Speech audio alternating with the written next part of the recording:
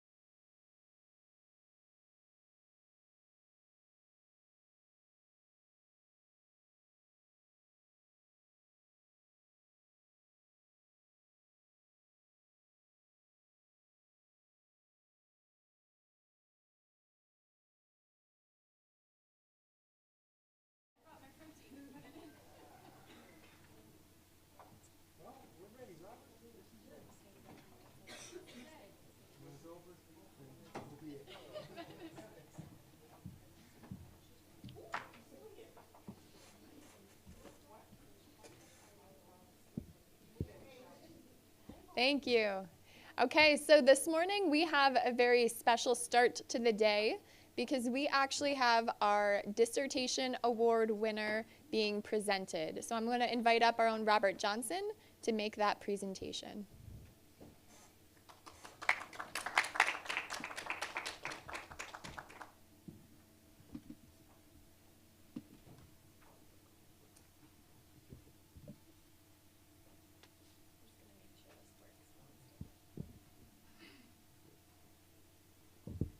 Good morning, everyone.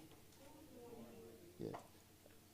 The society, that is the Society for Educational Planning, International Society for Educational Planning, has had in place for a number of years the recognition of a doctoral student for the dissertation that they completed that relates to the themes of our organization.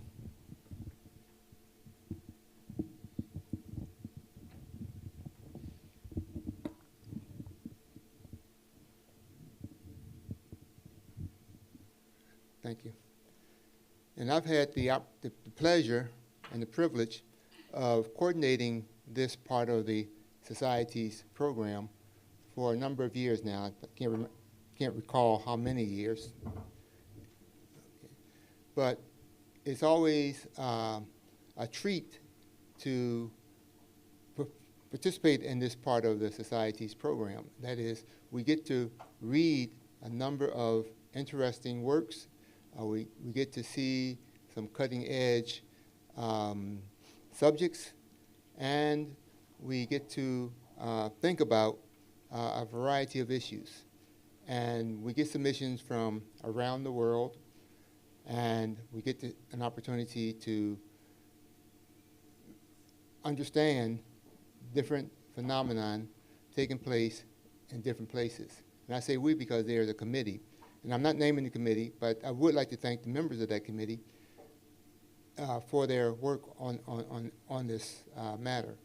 The reason why I'm not naming the people is because it's a double-blind review. And so the committee members don't know who the submitters are. All they know is the work. And the people who submit their materials don't know who the reviewers are other than me. And I'm not corruptible. So, so it remains a double-blind review for the most part.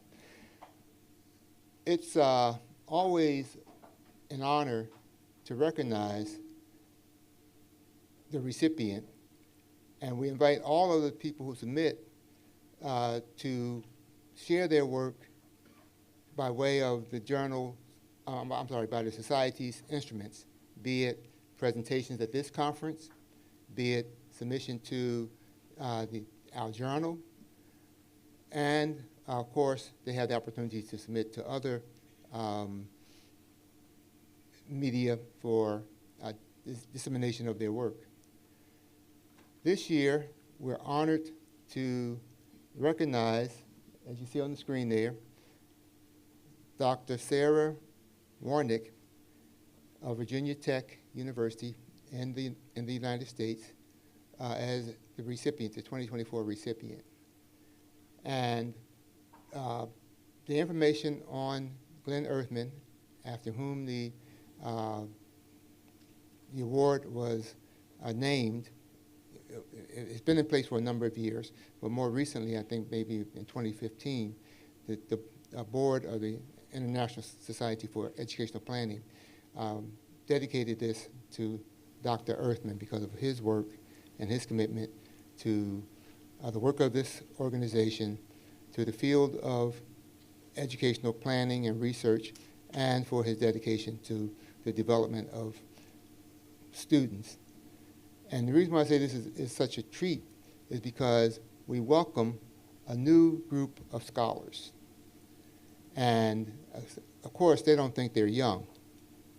For some of us, they are young.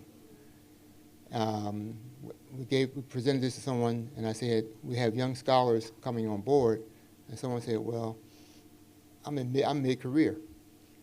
But we're bringing, as we saw here, we have the presentation of many ideas, many projects, and we have the opportunity to explore new avenues of knowledge, new practices. And so by bringing new people into the fold, especially into our organization, we have the means of disseminating new and innovative ways of thinking. And what struck me just yesterday when we did the tour of the campus and while here, and from last year, is the youthfulness and the energy of the people here in South Africa, the people here in this conference. We went over to Nelson Mandela University campus. The people who were escorting us and guiding us were young people, and they were very energetic, they were very helpful, very thoughtful, and I felt very good about having the future in their hands.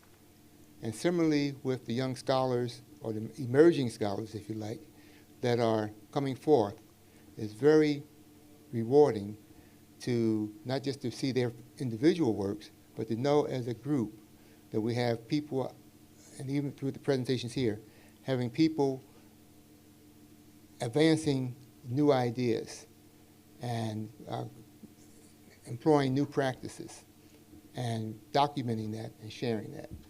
And so Glenn Earthman represented that. Many members of our society represent that. And the fact that we have young people or new scholars coming forward is very, very hopeful, very, very rewarding. So without further ado, we're going to let Dr. Warnick speak. We presented her with a plaque, and that was sent by mail to her. She couldn't be here in person, but she did record a statement accepting the award. So let me see, I just need to push the space bar to get started.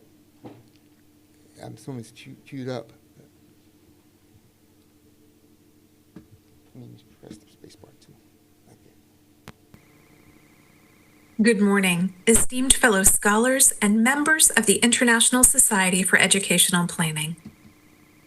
I am truly honored to accept the 2024 Glenn Earthman Outstanding Dissertation Award. I would like to thank the members of the ISEP community, including the officers and board of directors. I am incredibly humbled and grateful for this recognition. I would like to thank my advisor, Dr. Carol Mullen, for her guidance and insight throughout my research. I would also like to recognize Drs. Carol Cash, Charles Lowry, Ted Price, and Barbara Wickham for their encouragement and constructive feedback. This work would not have been possible without the support of my family and my VPI cohort colleagues. Finally, I would like to recognize the participants in this study, educational leaders from state-level virtual programs across the United States, whom I deeply respect for their commitment to public education. While I didn't have the privilege of working with Dr. Earthman and learning more about him from those who knew him personally, what stood out were his commitment to his students, his lifetime of scholarship, and his belief in the importance of a quality educational experience for all. This resonated with me as I reflected on my Fulbright and this study, exploring how virtual program leaders work to facilitate equitable learning and a sense of community for students and faculty. I found striking similarities between leaders' experiences and program challenges, regardless of geographic location. I believe our practice is strengthened by what we learn through these connections. Similarly, I view Dr. Earthman's legacy and the work of this society as a call for educational leaders to learn from one another locally, regionally, nationally, and globally, and for us to consider different perspectives and approaches in our planning. Thank you once again for this incredible honor. I look forward to continuing my work in the field and learning from the members of this prestigious community.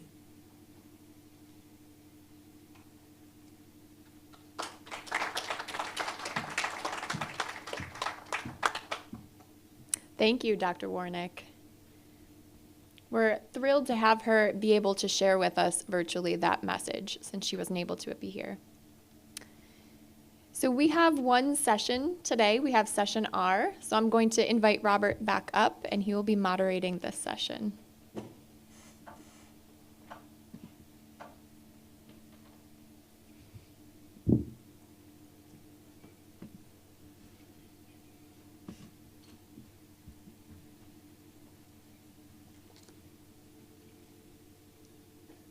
I failed to mention that there's a statement on Dr. Earthman and also on our other award, and on our website, and so you can get more information of their backgrounds from there. And Dr. Warnick's abstract is here in the program, so it wasn't necessary to repeat that. And following up with the theme of young emerging scholars, we're very fortunate to have one of my colleagues and someone from my institution to be our first presenter this morning. Elena Curtin-Nair is coming forward. Felicia is putting her out there on her own. Elena is a student at St. Cloud State University, and she can tell you more about her own background. Felicia is her professor and partner. I'm not going to say partner in crime, but they work together, and I imagine they've been working together for a long time. I just met her virtually a few weeks ago, I think it was, and we encouraged her to come down here to share her work and to experience the South African environment and to partake in the deliberations of this body. And I'm hoping it's a beneficial experience for her. And I hope that she, as well as other younger scholars, newer scholars, continue to be involved with this organization and in the field of research and education in general. Without further ado, Elena. I think this has been asked like 10 times, but it's the green button, right? Yes. Perfect. All right. Woo-hoo. This has been a very short and long time coming both together. My name is Elena Curtis-Nair. It is not, of course, a very nice pronounced by the spelling. And this is my undergraduate, what would have started as a technology assignment. I am finishing up my second undergraduate right now. I am a baby compared to all of you. But this is, as Dr. Johnson pointed out in a different set, this is my second career. I decided in the middle of the pandemic, as a single parent who had just divorced a not so nice human, that sales and marketing, where I started, was not going to function in the middle of people shutting down and not spending money on advertising. And at that point, I enrolled at St. Cloud State University for my bachelor's in secondary education in earth and space science, and completely derailed what I thought my life was going to look like. So our project looked at virtual field trips in 5 through 12 secondary science classrooms and how we could enhance classroom learning through those field trips.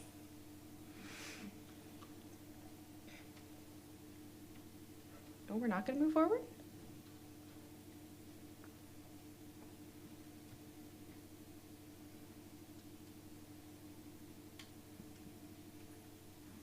Oh, there we go. No? Technical difficulties on a technical presentation. I can do it on the computer too if we need to. That's fine. All right. So Jack Malcolm actually teaches in sales and advertising. He is a bigwig in the Fortune 500s. And this quote resonates, I think, so well with me because a lot of people say you went from sales to education. Why that switch? And it must have been so different. But Good salespeople do a lot of teaching, and good teachers do a lot of selling. Both professionals only succeed if their customers or pupils do. You can't be a teacher unless someone learns, and you can't sell without someone buying. The basis of sales, I'll give you a very quick rundown, is to make a psychological and emotional impact on your customer and have them want to buy into your product. My entire philosophy on teaching is I'm trying to psychologically and emotionally get children to invest in their education. It's really no different at the end of the day. So the background of this study, we went to our wastewater treatment facility in St. Cloud, Minnesota, and we wanted to look at whether a virtual field trip created for that would enhance the content knowledge. This is something that's in our standards. They have to learn about pollution and hydrology. So could we make it a little bit more enhanced by giving them something in their own backyard? Earth and space science tends to have a lack of hands-on labs that are super easy to do. Life science, you can do a lot in labs. Chem, you can see a lot of chemical reactions. It is much harder to show things on such a global scale as the things that we talk about in earth and space science. This is one model that we have. It's a groundwater model. It's something that we use when we do the virtual field trip in person. We have like a leaky landfill up top. This is our river. We put colored water in, and they get to see it move through. This alone is $1,000. So it's not something that most classroom teachers can have. It's not realistic to have in a 512 classroom in order to give them that visualization on the macro scale. So the initial research question that started last year was, does implementing virtual field trips into an earth and space science classroom increase student knowledge of wastewater treatment in addition to a hands-on activity?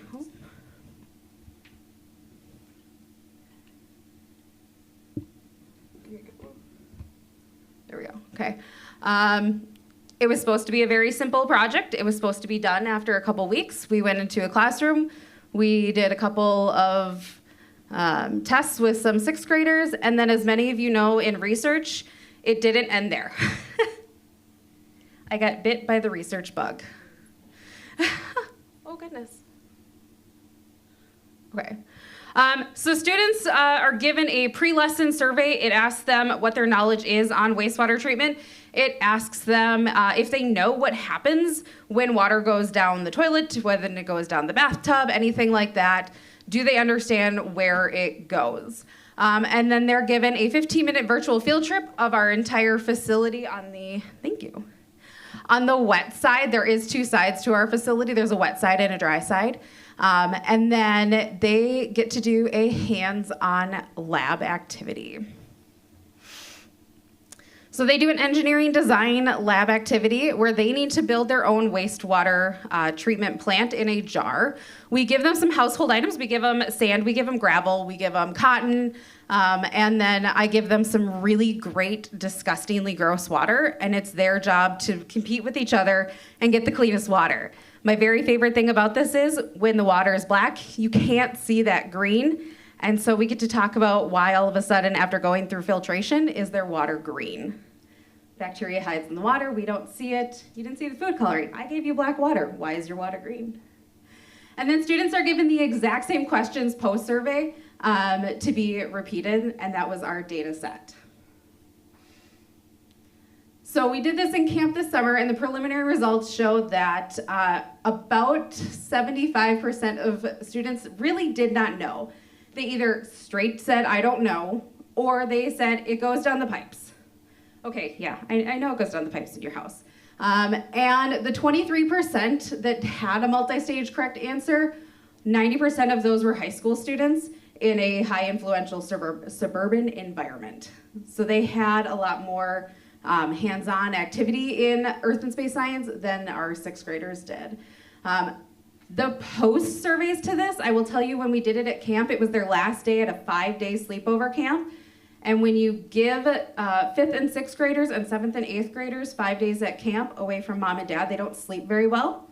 And so our results kind of got skewed because they didn't want to take the time to fill out the second survey. So a lot of them wrote, I don't know. Can I go to sleep? Is it dinner time?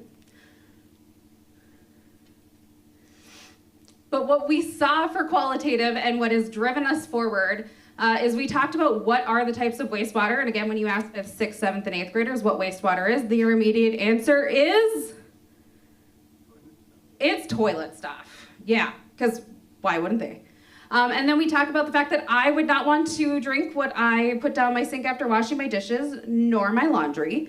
And we talk about agricultural, mining, and food production. We come from an area with a lot of dairy farms, and the milk that is put down the drain because of antibiotics, or if a cow has mastitis or anything like that, that ends up at this facility too, and I particularly wouldn't want to drink that either. Also the agricultural runoff, all of that. And then commercial, we talk about in their schools, thinking about how much they use the sinks every day, how much they use the toilets every day, the commercial cleaners and the strength of the smell. Would you want to drink that if it went down your sewer?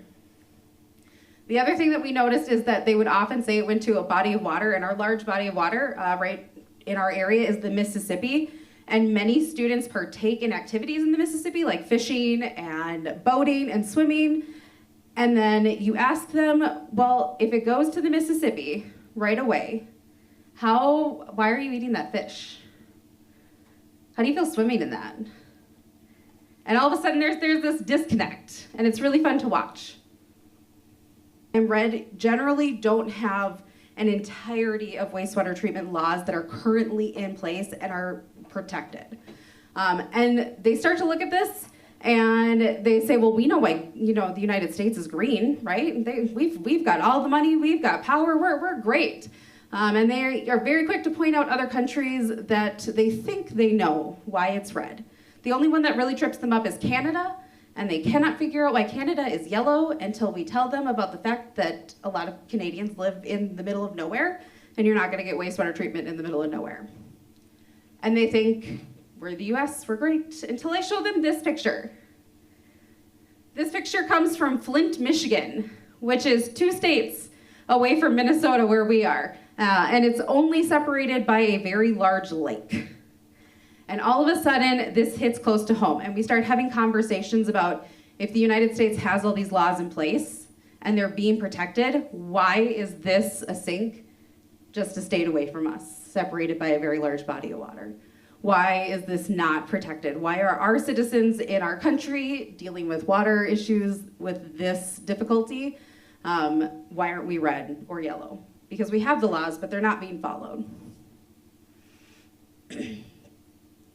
So when we started talking to students and we were realizing that they didn't have a connection to what their own needs were in the community and their utilization of this wastewater treatment facility, we kind of shifted the research focus. So this will be the new data that will come out this year, and it added on, does it increase the ability for students to connect science phenomenon to their lives, and does it increase the community connection and knowledge for students? And it looks good so far, but we'll have to wait for the actual numbers to come out. But just, are they able to explain and why this is gonna matter to them when they're 18? One of the things that we do in education is we tell kids that they're gonna change the world someday, and we raise them up and we send them out. And we notice that, especially in our community, that they don't have a really good grasp on what that means. And so, yes, can they connect to something in their lives? But when they're 18, tell me why a law being passed or whether taxes being raised in order to protect a sewer system is important. Do they have that understanding? Do they have an understanding of why we might be sending relief somewhere for water? Does it actually matter to their adult lives? So right now we also have pre-service teachers that are developing lesson plans and engineering design challenges and hands-on labs in all areas of science. I am not an all area of science person, and so some of Felicia's pre-service students in physics, chemistry, and biology are also developing lesson plans so that we can see if this virtual field trip not only works in earth and space science, but is it something that can be used cross-content? Is it something that can be used in all science classrooms to hit standards? Is it something that can be used in social studies? Is it something that can be used in language arts? That'll be the build at some point, but right now we're gonna focus on science. We're surveying area teachers to find out if there is an age of students or if there is a district demographic that shares the most need for these virtual field trips. What we've noticed so far is that one district in our area, they feel like their kids can connect and have really good global citizenship, whereas the other two in our immediate area do not feel like they have the ability to have their students connecting this with their lives, and they don't feel like their districts are doing enough, and is there some way that we at the university can help fill that gap? And then it's being implemented currently into St. Cloud State University's pre-college programs. These are programs where economically disadvantaged students get to come into our university for either a day, up to 5 days, over summer camp, and they get to be on campus, they get to interact with staff and students, and then we do some science with them in hopes to kind of engage them in that STEM field. All right, that's my preliminary. Everything changed at the last minute. Any questions?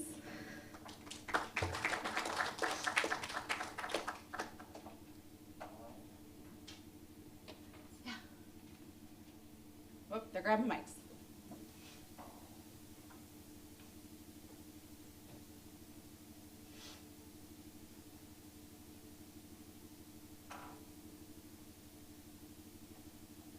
They're grabbing. Raise your hand so you can get the second one.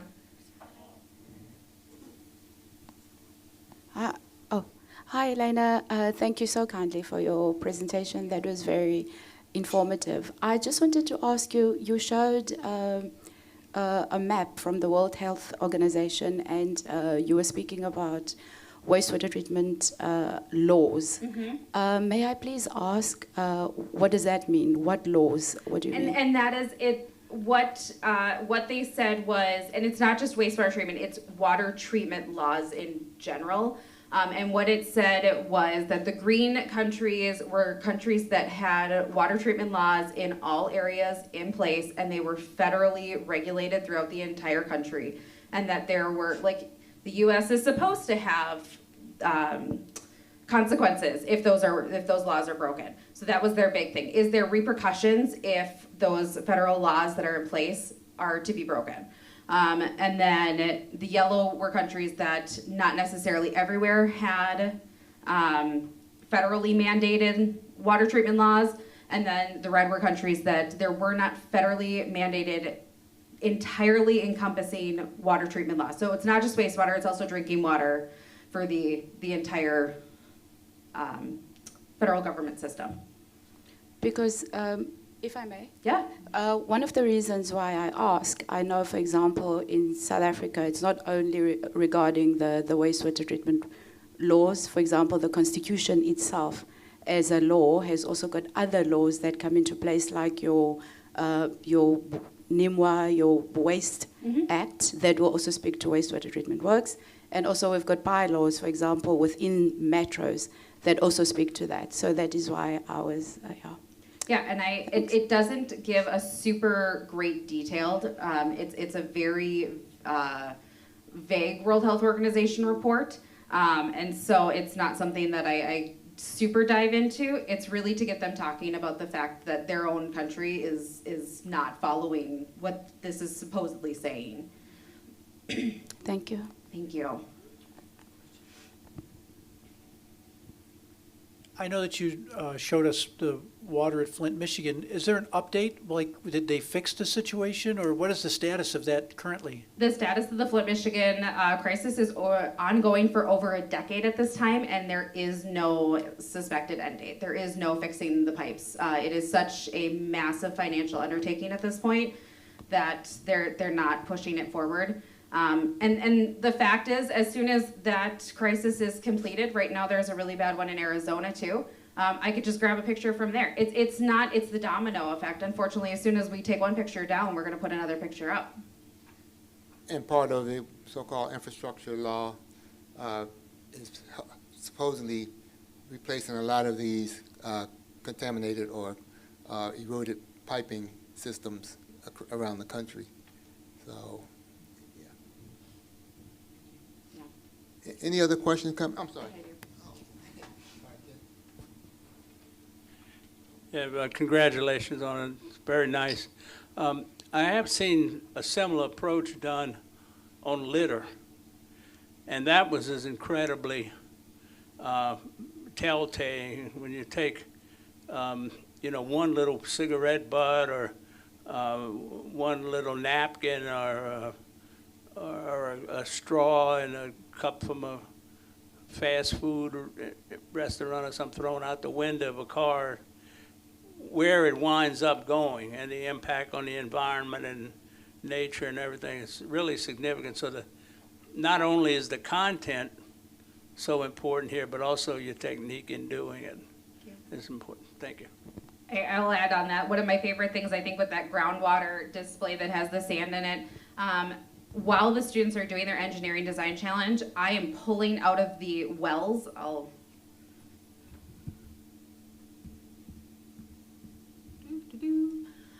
So these that are a little bit wider, these are wells that you can pull out of with a syringe. And I will only put in 3 to 4 drops of food coloring. And it takes me their entire engineering design challenge in order to start pulling clear water out of the groundwater. So we get to talk about if it took me 15 to 20 minutes to get it out of a little tiny sample where I've got water running constantly in there trying to flush it out. What does that mean if our entire groundwater system is contaminated?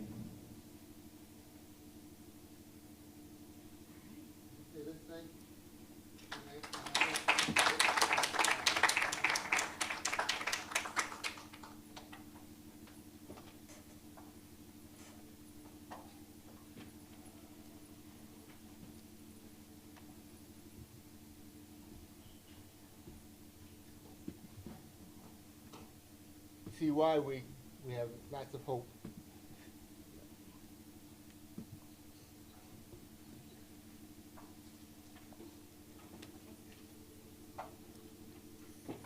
And by the way, our session is focusing on strengthening partnerships for impact, and that's why Elena asked for collaboration.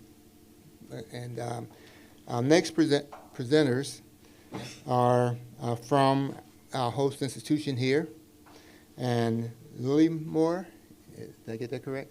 Lily Moore, Yep. I'm Zanelli. And Zanelli, and they're going to look at higher educational institutions and communities' partnership in meeting learners' educational needs. Very much in line with what we just heard. So, yes. May I ask, because we're sharing the presentation, when I'm 5 minutes in, if you can just indicate to me. Okay, okay. So that I can give her time. because Right, the next and session is- she's reminding me I have Yes. timekeeping duties. Yes, when I'm just 5 minutes into it, then I can. Thank you. Good morning, ladies and gentlemen. My name is Zanele Hartman, and I am a postdoctoral research fellow here at Nelson Mandela University. And my colleague, Dr. Lily Moore Mudziwapasi, are here to present this paper titled Higher Education Institutions and Community Partnerships in Meeting Learners' Educational Needs.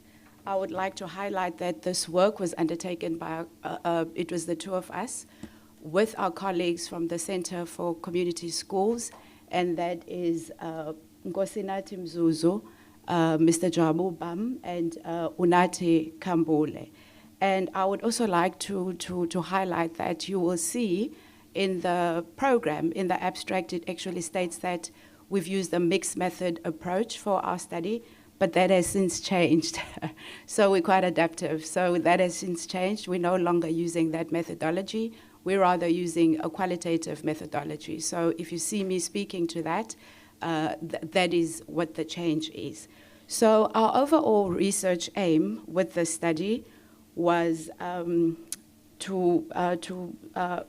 overall research aim was to find out through secondary data, we were seeking to explore and also understand the existing relationship between and identify higher education institution, which in our case is Nelson Mandela University, and schools in terms of learning and meeting learners' educational needs. So this is just the outline for our presentation.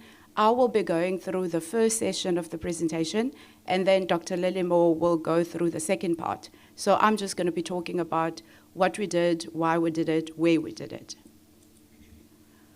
So a bit of introduction. Higher education institutions are actually set up for knowledge generation, which is disseminated through teaching to students, research to the academic community, and engagement within community members.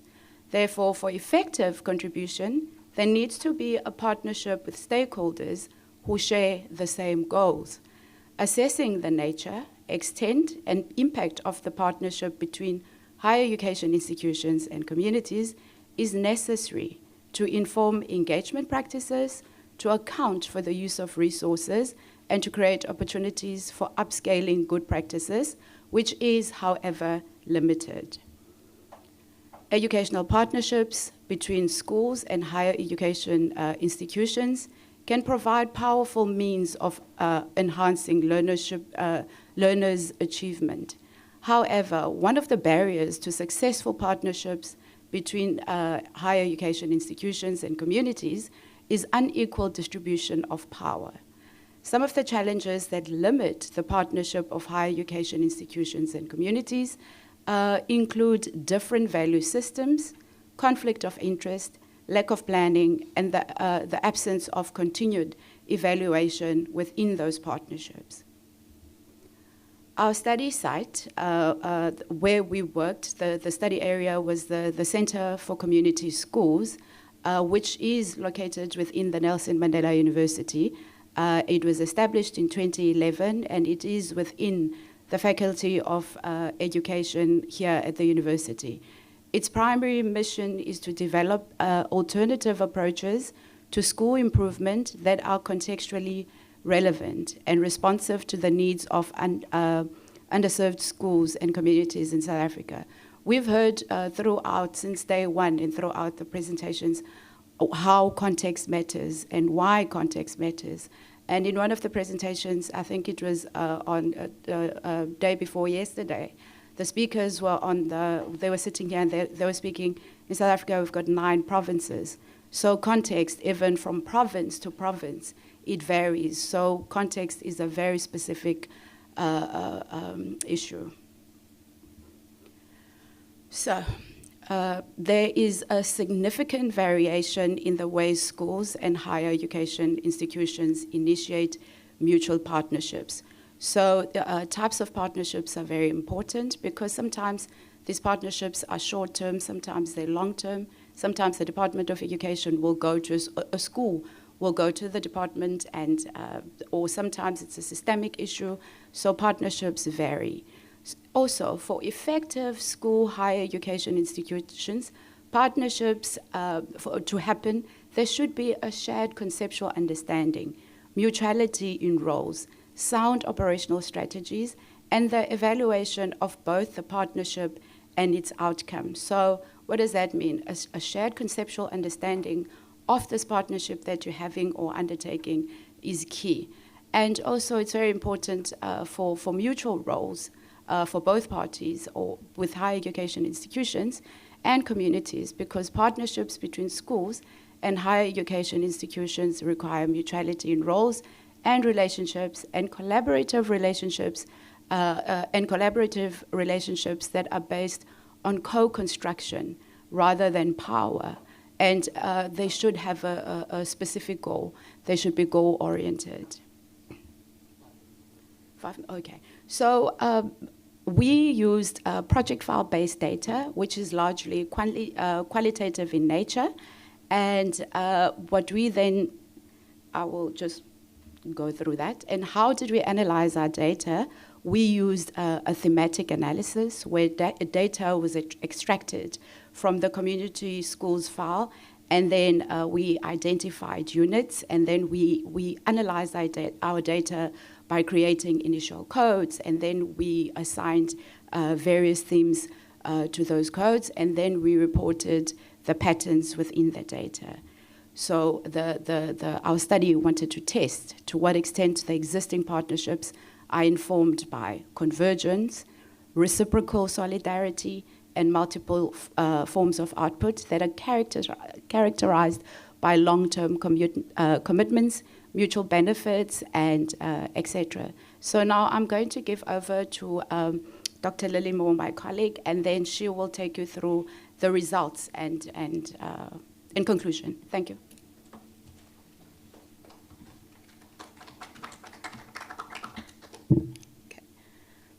Thank you.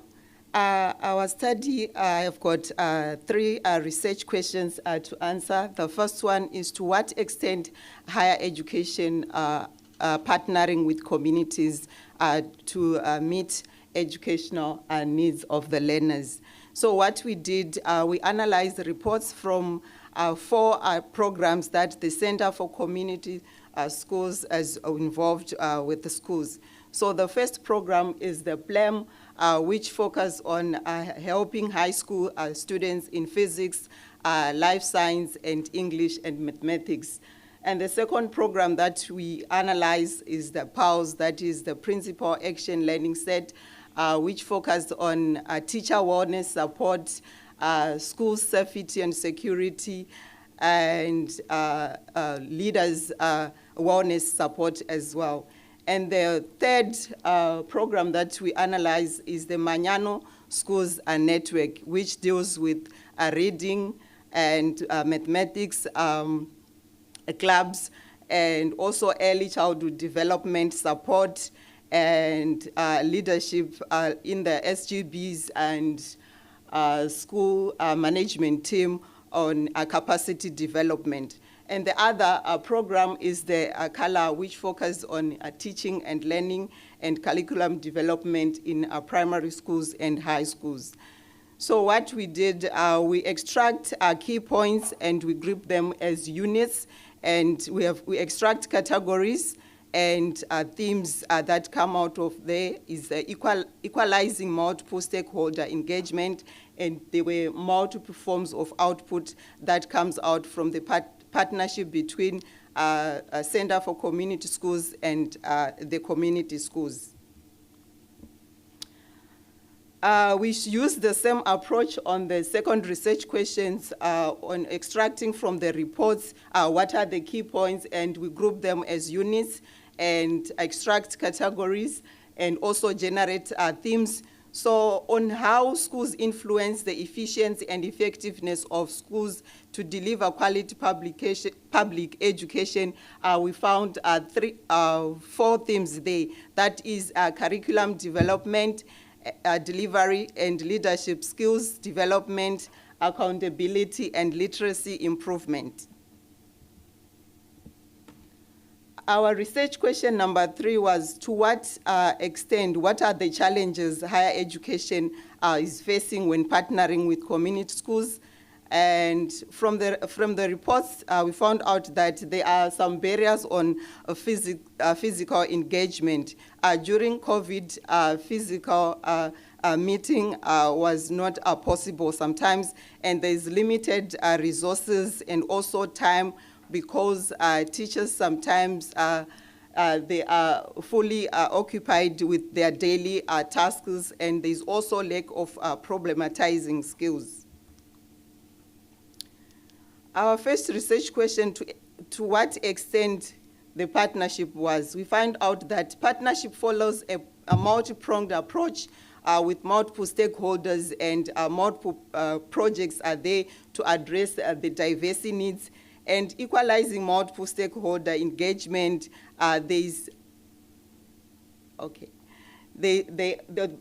different stakeholders are at equal levels, and there are multiple forms of output, which include improved literacy, enhanced leadership skills, and renewed curriculum. And also there were communities of practice that were established. Higher education work with schools for efficiency and effectiveness in delivering quality public education in 4 areas, namely curriculum development and delivery, leadership skills development, and accountability systems and literacy improvement. The challenges that were faced by higher education when trying to engage with the community schools are barriers to physical engagement, limited resources, and lack of problematizing skills, lack of how to frame the problems that they are experiencing in the school. There are also suggestions for meaningful partnership that multiple stakeholders approach are very necessary, and equalizing forms of engagement and acknowledging multiple forms of output is necessary. And the co-creating nature is very important as well. This acknowledging that all partners are equal and that beneficiaries are actors too, and everyone can fully contribute to the engagement. In conclusion, in the study, we sought to assess the nature and effectiveness of higher education engagement within community, and we used a case study that is the Center for Community Schools, and the extent of engagement has been noted to be more pronged and involves multiple stakeholders. And there is a co-identification of the problems and co-construction of solutions embedded in the activities. Success is, however, without challenges. There were challenges that were faced when partnering with community schools, and lessons are drawn from how to embrace various stakeholders, including the private sector and non-governmental sector, to work for the better of the society, and avoid piecemeal interventions, but to have a holistic approach. Thank you.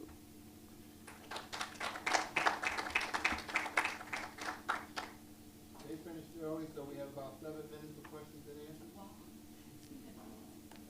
answers. Thanks so much, colleagues. Wonderful presentation. Before I ask my question, I'll just give context to the question. In pre-colonial or during colonial times, it's a big issue we're fighting in our university. I'll use the discipline of anthropology as an example. We had scholars come into African context, gather data, and report on that data as though they were separate from that data. So now this is my question to you. Where is your positionality in this? You've reported very brilliant on this work, but what drew you to it, and where can I hear the voice of Zanele and Lilimore in this, as opposed to what the anthropologists did, come report on data in Africa without really, I'm not seeing you in this. So what drew you to this study, and how can I situate you within the study? Thank you. Okay. As for me, I'm a teacher, so I would need to know more problems that the schools are facing. So we went on to partner with the Community for Center schools that is here at Nelson Mandela, so that we can discuss. Then that's when they discuss what are the challenges the schools are facing. And that's when they said, oh, we've got information like this, we have done programs like this. Then we said, oh, how can we write a paper on that? That's when we come up to say we can co-author with them and do this work.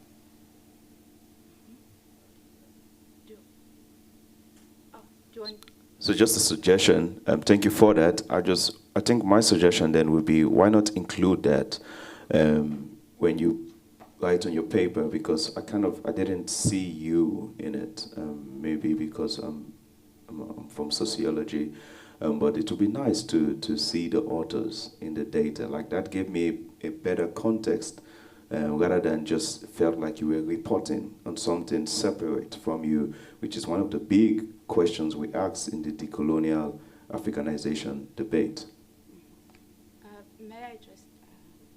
May I thank you very much, Cliff, for your question. It's very important. And as Lilimore has explained, but I just want to add something to say, also there's a presentation which is time limited, and there's also a manuscript, because then in the manuscript it gives a better sense as to how the study was undertaken.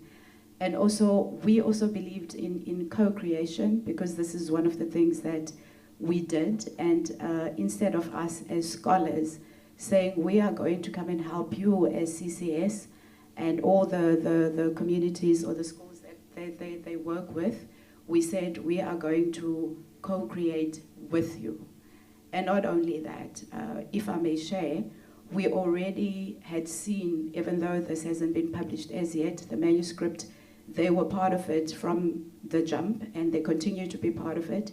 It's just that they hadn't registered for the conference. Furthermore, the other thing is also, while we were going through this process, we could see undertaking this work and putting it in a scholarly format. It could already assist them in problematizing whatever problems they had. We could see this happening in real life. And for us, it's also, as African scholars, for example, and as black women, females, it's very important because these are our communities. And we know when it comes to funding and all these, they will ask, where is the data? What is literature saying? And instead of just reporting, but here is scholarly work that you can argue for, even when you're looking for funding or when you're making your points, you can argue for that, yeah.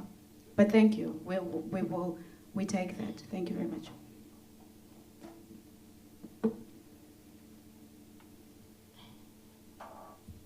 Other comments, questions, observations? So are you a teacher at the schools in the community? No, I'm saying I'm a qualified teacher for now. I'm a postdoctoral fellow. Oh, so, but Yes. prior to that, were you teaching in the community in which you were collaborating with? Yes. Okay. Sorry. Thank you. Clifford raises a question that's across the world, and it's about the question about positionality. And if we look at medical research, for example, a lot of and pharmaceutical research, a lot of the scholars or the people conducting those studies have to state in the journals what kind of relationship or affiliation they have with the industry, so that any conflict of interest or any participation or affiliation with something be gained from it, from association with a company or a product is known. And so that gives people an opportunity to examine the study in another way. And so that's been coming to the social science field as well, where we're being asked to state our position, not just in terms of what kind of professional relationship we may have with the study itself, but a lot of times, who are we in terms of our gender, our ethnicity, our social position in society, and things of, et cetera, et cetera, et cetera. But, and so how do we, what we're witnessing here is this transition that's taking place. And that's what I really appreciated about yesterday and some of the other times. We were hearing this discussion among South Africans, or among people within the South African context, about these different positions and issues that people are examining. And therefore, we're going to one day look back and say, I witnessed that when change takes place. So we're privileged to be here and to hear your conversations. So thank you all.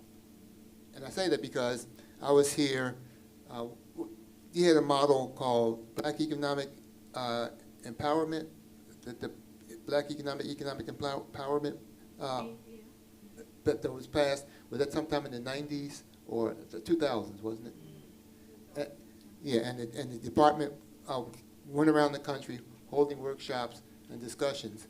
And so I was fortunate to be here in PE at the time and witness people debating, trying to clarify what that meant.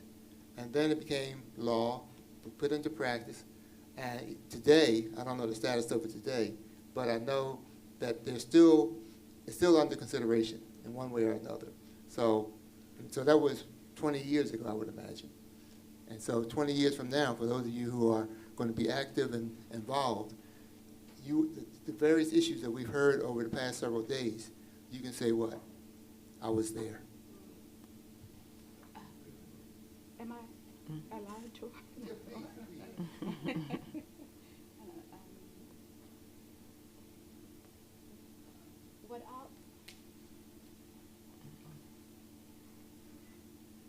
What I would also like to add is also the work that we do is also like context specific, for example. And just to add to what Cliff was saying, when we also submit, let's say you're submitting to an international journal, I think it also goes beyond here.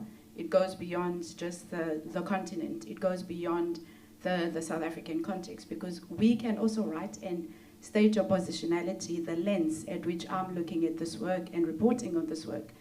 But that transition and change should also happen where the work is received. That should also change. They should also be open. They should also understand that there is this lens where it's no longer separating yourself from the study. There is no longer the observer and the observed, but rather everything is you position yourself within your work. So I think that is also quite important work that should happen, that goes beyond what I can do or what we can all do as African scholars. If I can just add to what you just said and to elaborate on what Clifford was mentioning. I think what you highlighted was very important, because the programs that you're analyzing, one almost wants to see the participant's voice in there as well. Now, I saw on the cover page that you had Jabu Bam and Nkosi Mzuzu, who's involved, intimately in the programs that you are analyzing. And you miss that. You miss that the people who were presenting the programs and who are participating, their voices. But I also understand where you're coming from, but it helped us. If there's one thing that we can take away from this is that when we're running these programs, we need to, at the same time, tap into the voices of those participants, so that when we report on it, we cover that authentic voice, that it's not almost as if it's, now I'm the outsider looking in. And I think that's what Clifford is saying. You've done a brilliant job in analyzing it. It gives us the impact of the programs. But what is that impact, and how is the people who were participating in the programs, what were their experiences? I think that will make this just more complete. And that, I think, is what we are saying. Thank you so much for that. We really appreciate that feedback. But I would also just like to reiterate, within the manuscript itself, we do draw that. Perhaps we should have drawn it in the presentation as well. But in the manuscript, we actually extract what they said, the actual verbatim, without even changing wording or grammar or anything. In the manuscript, their voices come out stronger in terms of partnerships, they say, or the participants, therefore, not even the program managers themselves, but in the manuscript in discussing and saying. So that does come out. It didn't come out here in the presentation. Perhaps it should, and moving forward, that is also something we can extend and improve on and ensure that we do include it, not only manuscript-wise, but presentation-wise. Thank you very much. I'm sorry I missed the bulk of your presentation. However, I have noted that your study is secondary data analysis design. And I think some of the issues that are being pointed out here speak to the complexity of secondary data analysis design. Maybe as we ask these questions, that's one of the things that we need to bear in mind. Maybe what you really need to do, but the manuscript is there already, it's a question of alignment. Because you can't really, in secondary data analysis design, if you want to stay true to that methodology, you cannot go back to the participants, the primary participants, in a manner that maybe we are suggesting. But what you need to do within that kind of design is to really align the question that you are asking, because it's a fresh question that the initial or the primary study was not asking. And I'm assuming that that is the case here, that you are asking a fresh question, driven by a different purpose altogether. Maybe that's something that you need to bring out very strongly. Otherwise, if you don't, the kind of concerns that we are pointing out will always come out, because the design is supposed to protect you, it's supposed to defend you, and only you as the writer and the researcher can do that adequately enough. But of course, I apologize if my comment is misplaced, because I wasn't here initially. Thank you. Yeah. Thank you. Thank you. Okay, we're good to stop? Yes. For the moment? Yes.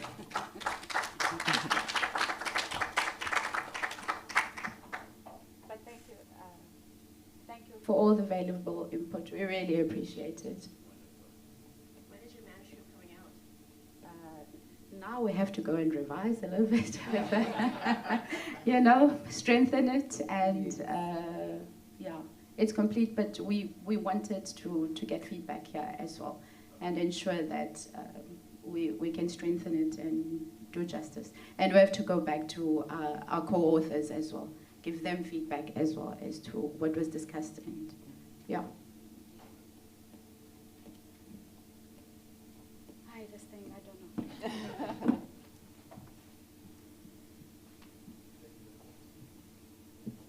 Thank you. Okay, so we have a 5-minute break before we come back for the annual business meeting. So we'll see you at 10:25.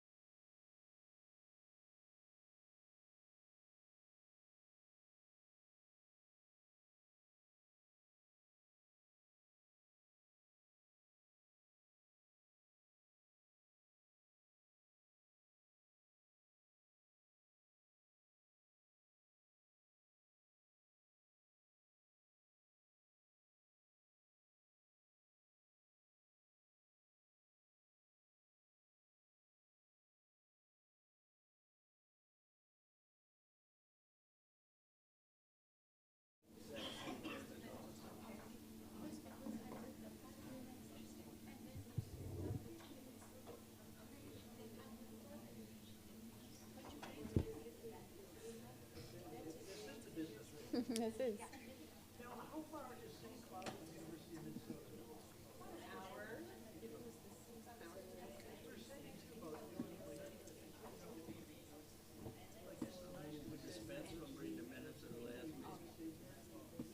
Pardon? Approved. Approved.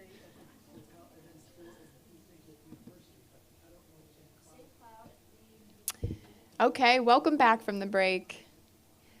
We are officially going to start our annual business meeting for ISEP members. So just as a reminder, anybody who registers for our conference is officially a member of ISEP for the entire year. So with your registration comes your membership. So our business membership meeting is once a year at the conference to provide updates related to last year, what we approved, what's happening, what we did throughout this year, certainly updates related to the conference, to our budget. We'll have a few approvals, some new members joining the board, and then we will close the conference. You'll see that we are going to begin by sharing the secretary's report from last year. So as you know, some of our board members aren't able to be with us here in person this year, so they've reached out to board members that are in person to share information on their behalf. So our secretary isn't able to be here, so Angel is going to come up and share the secretary's report on her behalf.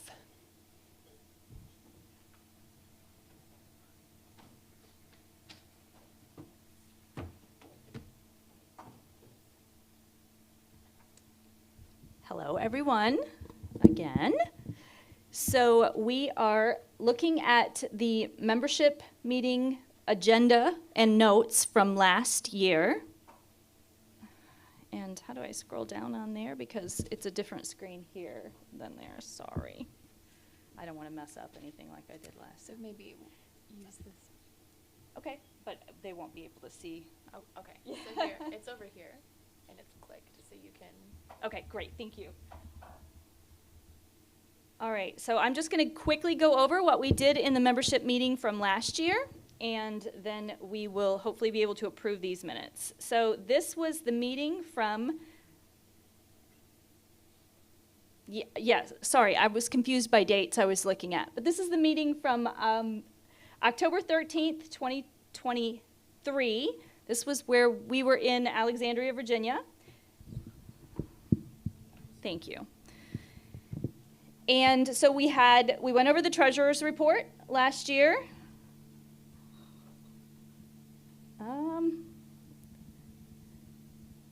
Sorry. And then we had the audit report by Carol Cash and Abe Abayu Tekasalasi, the full name.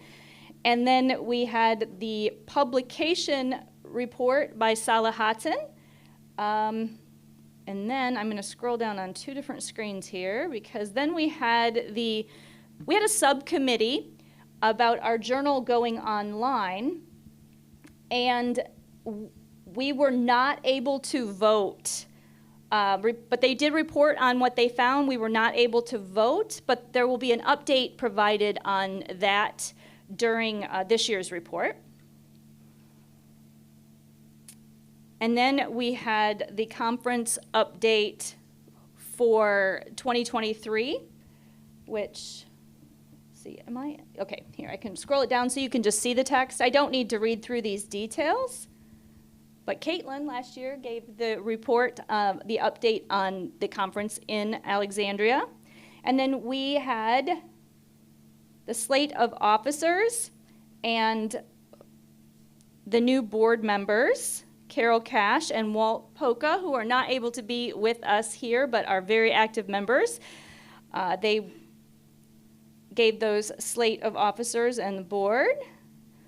And then we had the Constitution and bylaw changes that Caitlin went over for us last year. And Caitlin talked about future conferences. And Robert talked to us about the conference that we are having here now. And then we talked about the location of the 2025, but we did not have any decisions or places identified at that point. Then we had closing comments and adjournment. So we need a motion to accept. Thank you. We need a second. Second. All right. And we need to vote to approve these minutes. I always forget that part. Thank you, Robert. I appreciate that. Are there any questions or comments about the minutes from last year?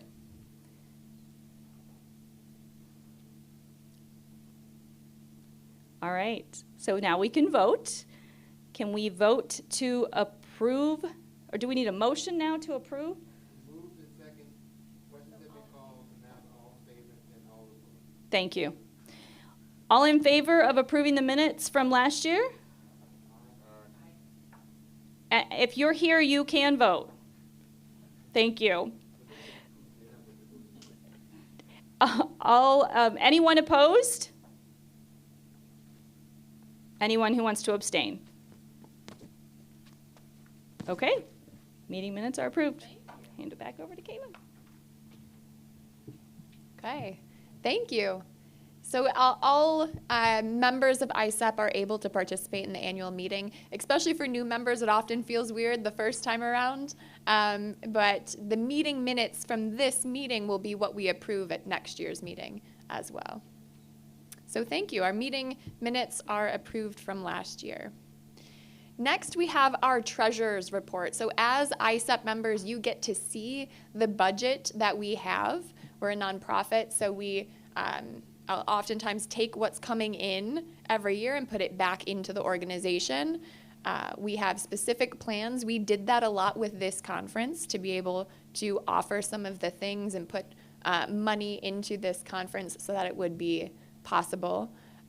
So we are going to share the treasurer's report as well as the proposed budget for the upcoming year. I will say that there's a unique caveat. Typically we pay for a conference within the year. Because we're going to pay for this conference afterwards in one lump sum as an invoice, it'll look like we have money coming in because we'll have the registrations, but that money will come out. And Angel will explain that. So I'm going to pull up the treasurer's report. And Caitlin, if you can just do that, Yep. and then I'll do it from my notes here. That'll probably be a lot less confusing for me. Thank you. So here we have the treasurer's report, which was created by our treasurer, Jody Brinkman, who is not able to be here, so I am just presenting this today. So we have the balance on hand, as you can see up here, the $34,199. Thank you. I appreciate that. I forget I'm in an international venue. I appreciate that. So the revenue, journal subscriptions, we had 3, as you can see, that's 400, and then we had ETSU tuitions payments. We did not have any of those. That is a partnership we have with an institution in the United States. I don't think I need to go into, and I wouldn't be able to necessarily cover how that works, but we have an agreement with them, and so we assist them. Then we have the Stripe balance, starting balance, which is 0. Stripe is one of the things we use for our online purchasing. Then we have the late registrations for 2023, so those that came in after the end of the fiscal year last year for $450. Then we have donations that came in for this conference of $1,000 USD.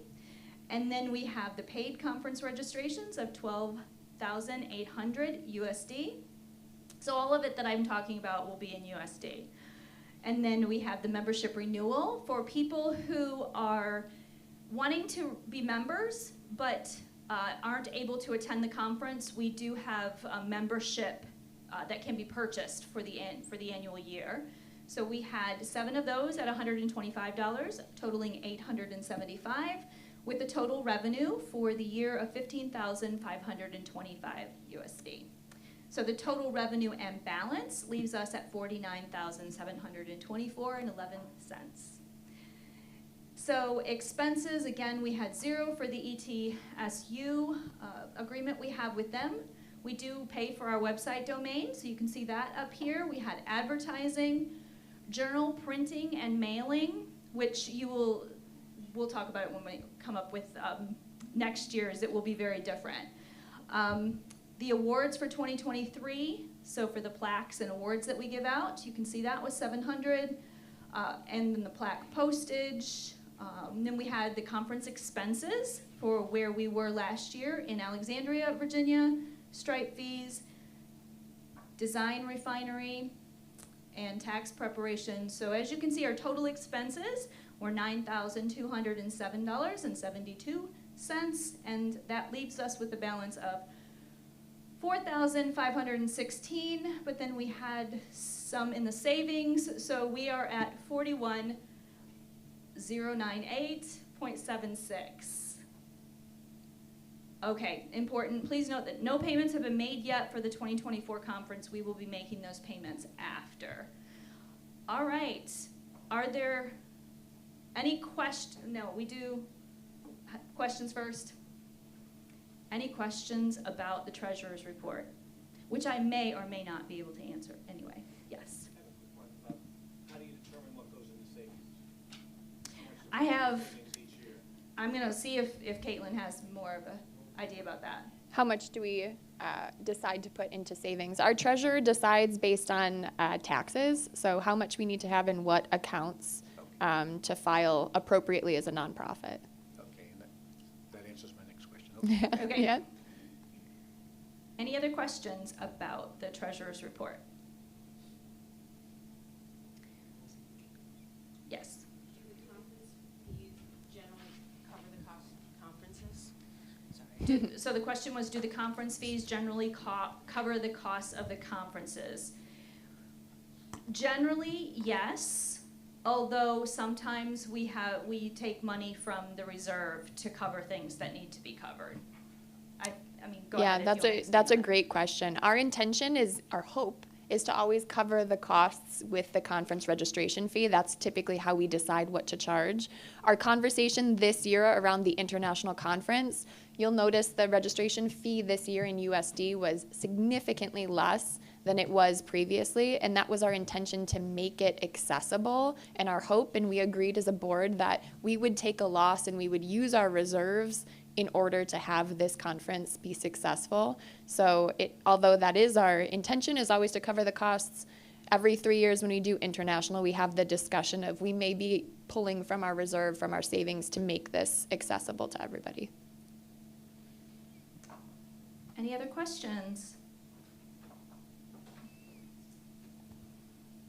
Another reason why this year's conference fee was low was because of our conversation with Nelson Mandela University faculty and staff, and they pointed out that the conference fee that we had in the past was extremely high for the local context. Mm-hmm. And so we adjusted things and got the board to approve a much lower rate that's more in line with what is practical and feasible for this environment. Mm-hmm.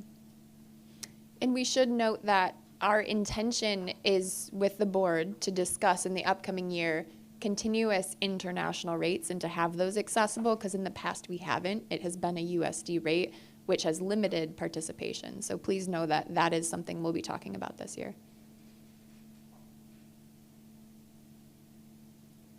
Any other questions? I move approval of the treasurer's report. Ooh, not yet. Not yet. We got to do the audit before we vote on this.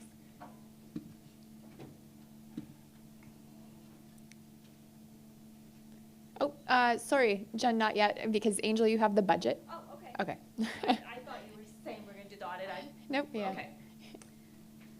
So now we are looking at the annual budget. Hold on 1 second.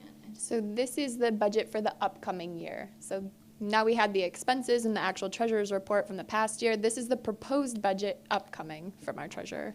Yes, so this would be from September 24 to September 25. And as you can see, that's the balance from what we just talked about, but we will have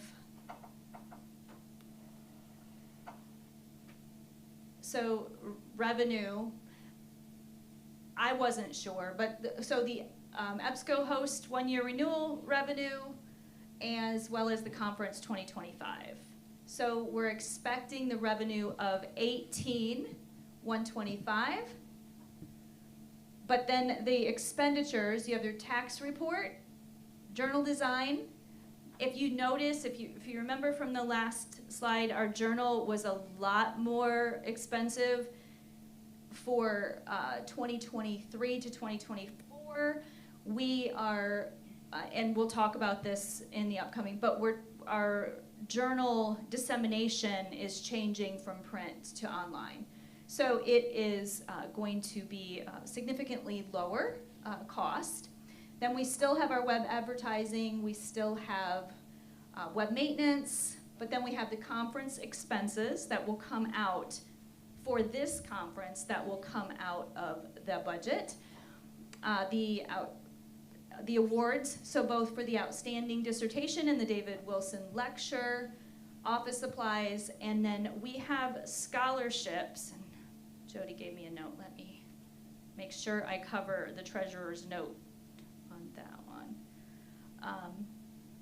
Scholarship is a tentative line item with overage funds to balance the budget. So it's something we're trying to establish is some set-aside funds for scholarships.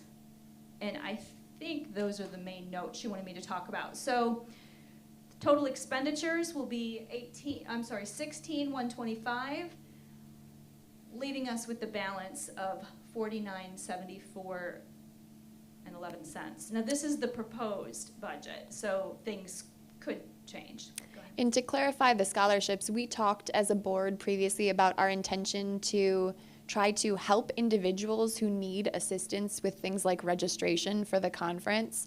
And our intention is to be able to provide some assistance in the coming year. So we're setting aside those funds saying we intend to spend this because we want to offer some type of scholarship to help people register for the conference. So that's what those funds represent. Thank you for clarifying that. And then there's a note at the bottom I think is important to point out, which is this budget is set up on the prediction that it's going to be a face-to-face conference. We're going to talk about this conference. So I'm going to pass along a survey at the end saying, how did this conference go? How was the virtual and in person? What did you think?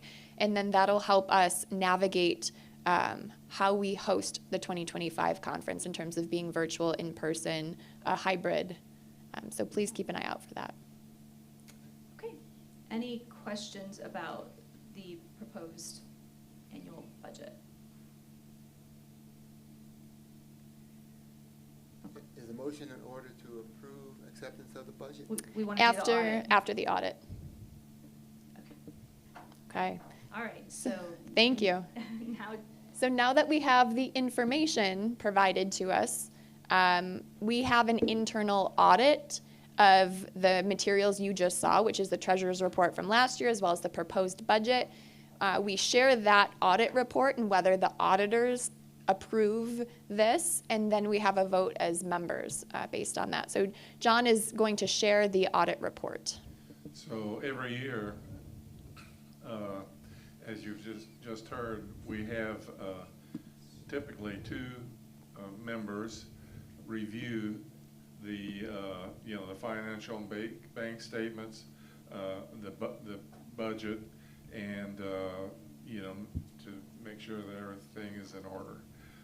This year, Carol Cash and Ave Tekla-Selassie reviewed those items, and they found everything to be in order.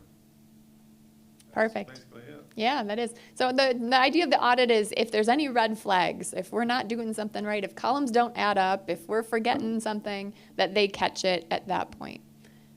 So it looks like the audit was well. So we can now have a motion, if somebody wants to make a motion, to approve the proposed budget for next year. Okay, we have a first motion with Robert. We need a second. Perfect, thank you. With Felicia. Okay, any questions? Okay, All in favor of approving next year's proposed budget? Thank you. Any rejects? Okay. Any abstentions? Okay. Thank you. We have an approved budget for next year. That's great. We can do our work. So thank you. I appreciate it. Okay. So our next item on the agenda is our publication report. So here's a quick quiz. Does anybody know the journal title for the International Society for Educational Planning? What is our journal called? There we go. It's called Educational Planning. Ken wins. Put that in the minutes. Okay, we have a journal called Educational Planning. Some of you shared some great work with us. And if you are looking for a place to publish that work, we have a peer-reviewed journal. It's called Educational Planning. It's accessible on our website. I'll actually pull that up for you right now. Okay, so this is our journal website. It shares a lot of the information I'm going to share with you as well in a second in the publication report. This is the cover of the journal that you can see. We have a continuous call for manuscripts. So the journal publishes 4 times a year, and the dates are on there. That is quite a bit for those of you who know. Some journals do once, some do twice. We do 4 times a year. So our editor and our review board are quite busy, but it's good because there's a turnaround time. The publication schedule is there as well, so you can see the anticipated publication dates. The submission guidelines are on there as well, so that you can revise your manuscript accordingly. We talk about the double-blind review process. And then there is the ability to submit your manuscript right online, your cover page and your blinded manuscript. Our editorial review board is there as well. You'll see in a minute when I share the membership map, we have a review board that's not just internal members, it is representative of our international focus. We have a lot of members because, again, we publish 4 times a year. And then at the bottom, we have an archive, so you can actually take a look, open access to the articles and their accessibility. Okay? So I'm going to share information from our editor, TC, related to the publication. So our journal is called Educational Planning. It is a peer-reviewed, refereed journal for ISEP. It publishes quarterly, so 4 times a year. It's currently available in both paper and online copies. In 2025, we are going fully online. Yay! So we had that approved this year. That was big for us. We have an international focus, so it makes sense that we want it to be accessible. We want everybody to have copies. We're keeping our publications, our connection with the people who do our print publication now, so they will be doing our digital version to look the same. So we're thrilled to be able to offer that. It also allows us to include more articles per publication, which will allow individuals, especially new scholars, the ability to be included. And that's mentioned right here. So the online journal will allow for more space for publication. Once our first issue is published, that is when we will submit to Web of Science and Scopus. So we worked with them, and we understand that we have to get the first one in there, then to submit to them. It's currently indexed in several locations, including EBSCO, which you saw on the report in terms of budget. The publication has an editorial review board that has 35 scholars from 9 different countries. We pride ourselves in that. We pride ourselves in our acceptance rate because our journal is meant to publish especially new scholar work. So we try to, our editor works very hard to work with the individuals who are submitting with us to get their manuscripts ready. So the review process can be lengthy, but we work with you. Articles have a high publication and download rate, which we get reported from places like EBSCO every year. You can submit directly online. which is a new portal. Used to have to be emailed, so now we have an online portal. And then we have an open call to join the review board. So if you are interested in serving as a reviewer, maybe not this year, maybe next year, whenever you're comfortable, we would certainly welcome you to apply for the review board as well. Okay, and then here's the contact information for our editor, TC, who couldn't be with us, but he wants me to pass along that if anyone has any questions about the journal or the process or wants to even meet or talk with him, that he's more than willing to do so. Okay? Okay.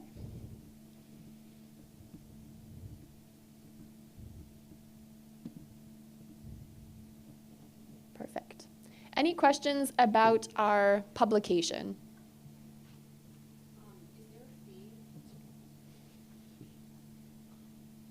Is there a public, for the authors? Is it open access? How is it? Yeah. It is free. No fee associated with the journal. Cool.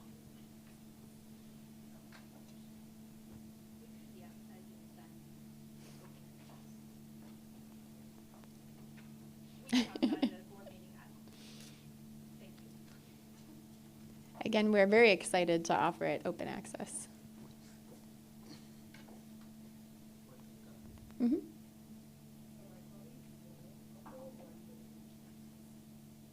All mumbling, but they're not asking the question. Have you had publications from South Africa published in the journal? Funny you should mention that. So yeah, I'll let Angel speak to this, but we are actually, we have a project in the works to identify all of the countries that we have had published within the journals. Because for us, there's a requirement that the journals we publish in needs accreditation from our Department of Higher Education and Training. They don't acknowledge anything that we publish that is not accredited by them. So this is a wonderful opportunity for us, but we want to just, I'm just drafting an email to check if you are on our Perfect. DHEAD list, because if you're not, then I'm going to ask that you actually Get go accredited. through the process to get the accreditation so that you have this audience Absolutely. tap into that as well. And Heloise, I'll ask if you can copy our editor on the email That that would you're be- sending, as well as okay. myself, so we can all be in the loop, so that we, if the answer is that we're not, we can pursue it. Thank you. Of course. Great. Thank you for letting us know, too. I don't think there's anything I needed to add, No, right? but sharing the information that you were going to about the countries, that may be great. Yes, so we are doing, we're going through the archives. One of my graduate students is going through the archives, and we will be able to discuss where the publications are coming from that are being published. We're looking at trends in what we've been publishing on over the past, we're looking at the past 10 years, but we may go back farther. So locations, positions, we're going to examine the journal in great detail and hope to be able to give that report maybe at the next meeting. Yeah, we're very excited about that and thankful to have the students willing to help us with something like that. Ken?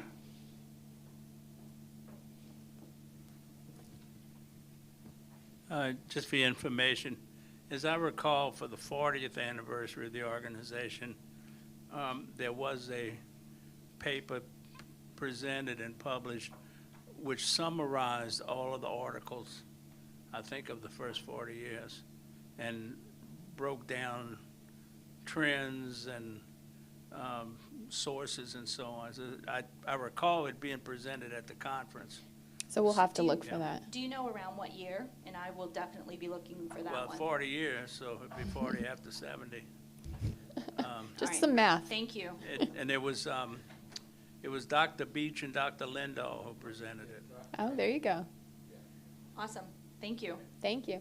And I should mention, the archive that you saw there with all of the volumes and issues, we did that this past year as well. We had a lot missing. We went through as a board and collected all of the paper copies that we had. We took them to an institution that works with my institution specifically, had them digitized, professionally so that you can search them as well and then put them in the archive. So we put a lot of work into making that accessible on our website.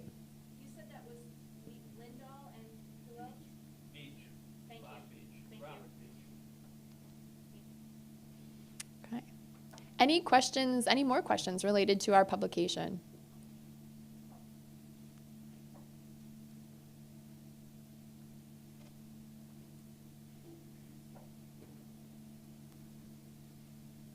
When you submit your work, you will get feedback. And so even if it isn't acceptable the first time around, the reviewers will provide you information so that it is in a form that can be published. Mm-hmm. And for those of you that work with doctoral candidates, this is a great platform for them to start as well. We often, especially things like our dissertation award, getting membership in the organization, getting a publication, these are certainly things that we want them to be able to do as they work on action in the field and letting everybody know what they're doing. So we pride ourselves in that too. Okay, so then is it accept, reject, and conditionally accept? Yes, Okay. It is. As someone who's gone through the process, it is.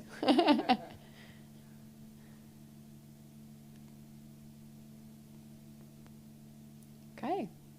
Okay, thank you. There's no vote needed on this item, but we certainly encourage you to look more into it. If you forget the name of the journal or you can't remember, there's information in your program, and then you can always just reach out to the email address. We'll be happy to point you in the right direction.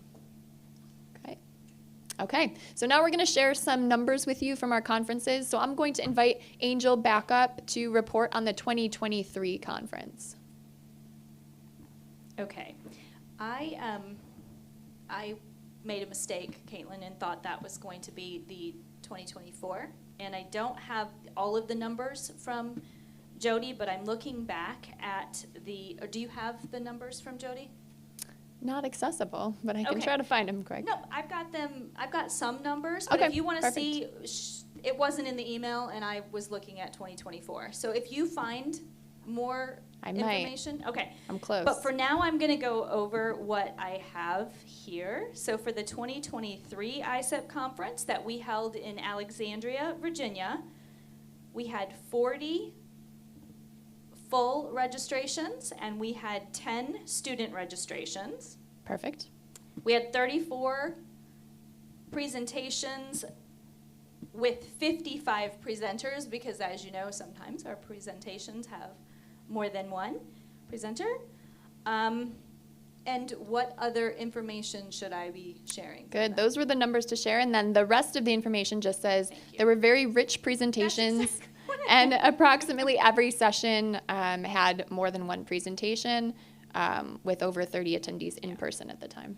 Great. So I did have the information. You but I did. didn't have it in the right place. I apologize. All right. Perfect. Thank you. And then I'm going to share our numbers from this conference. You heard me even in the welcome provide these numbers because we were so proud of them and so thrilled to have these. But we had 43 presentations total within this conference. We had 23 in person and 20 virtual. So when we talk about how do we host the conference next year, you can see that there was quite a need and a desire for a virtual aspect as well as having it in person. It was almost 50-50. We had 91 registrations for this conference. So when you see the budget and you see the lower number of registrations last year, but around equal in terms of cost, it was because of the higher cost last year. So we had 91 registrations. We had 11 students. We are always encouraging our students to be part of the organization and to present. And then we had representation from 8 countries.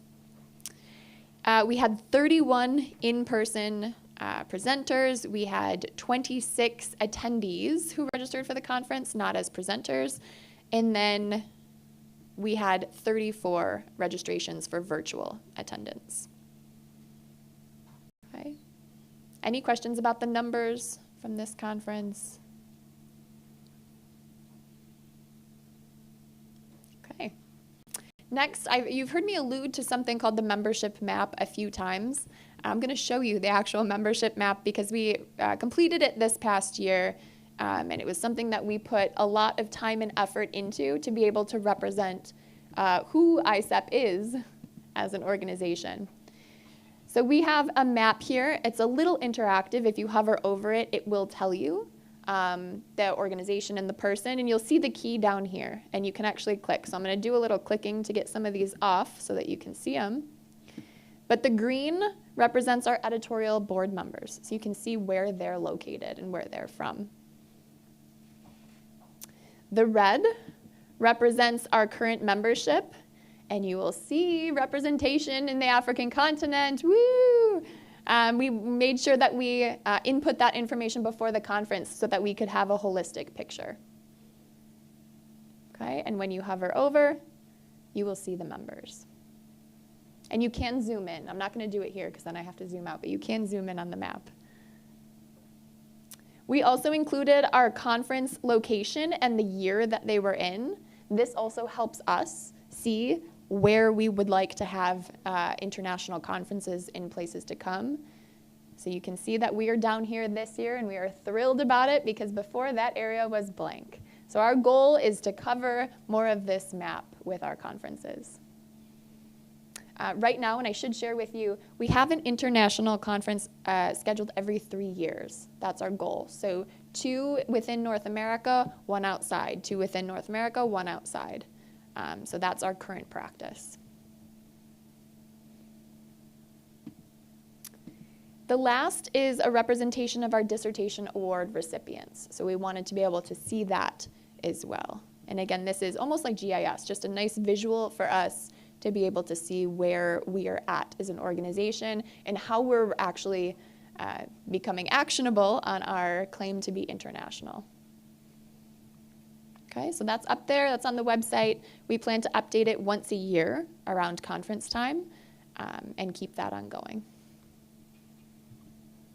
Okay, so our last voting item before just updates is our slate of new officers. So our officers have terms of typically 3 years. We have 4 individuals who are moving off of the board this year. Right now we have 18 total members on the board.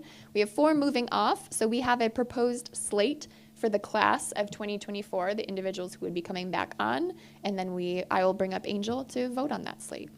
Okay, so I've done the secretary thing as Sushma, who's not able to be here, done the treasurer's thing as Jody, who's not able to be here, and now I am doing the part of Carol and Walt, who are not able to be here. So we are now at, as Caitlin was saying, we are at the place where we are looking at the slate of board members. We don't have any officer positions changing for this particular year, but the slate of board members for being proposed for the class of 2024 are Walter Poca, John Hunt. Walt, of course, isn't able to be here with us.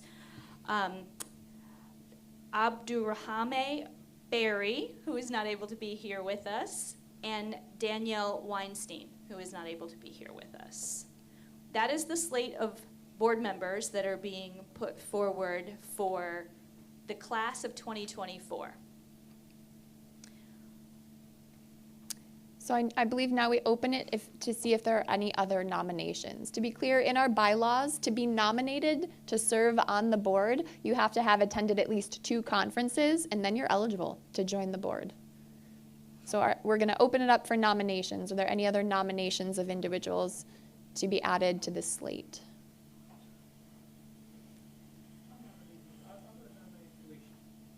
Felicia, okay. Felicia would have to...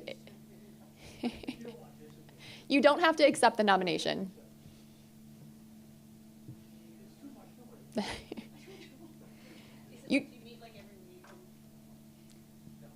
It's usually bi-weekly or at least monthly. Certainly a little bit more when it comes to conference planning. Keep in mind, and I should make this clear, the board isn't the only way to serve ISEP. We have committees as well, and I'm going to talk about that. But we have committees that a lot of our members choose to participate in, especially before they join the board, so that's always an option too. And if you're like on the edge and you're not sure, we can always keep your name as someone to look at in the future as well. So.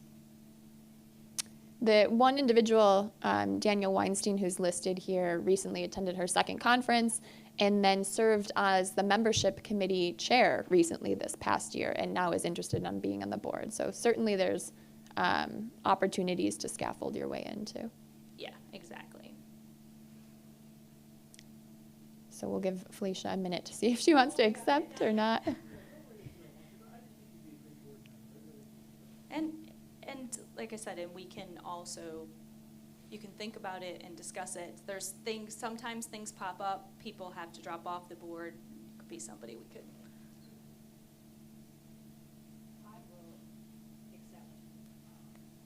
Okay. Okay.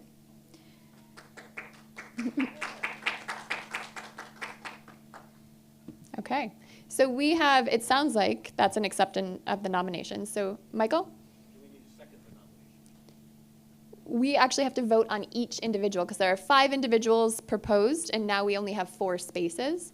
So we'll have to vote on each individual, I believe.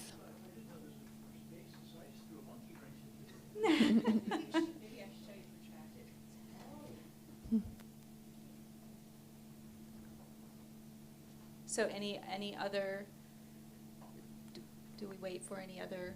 Any other nominations?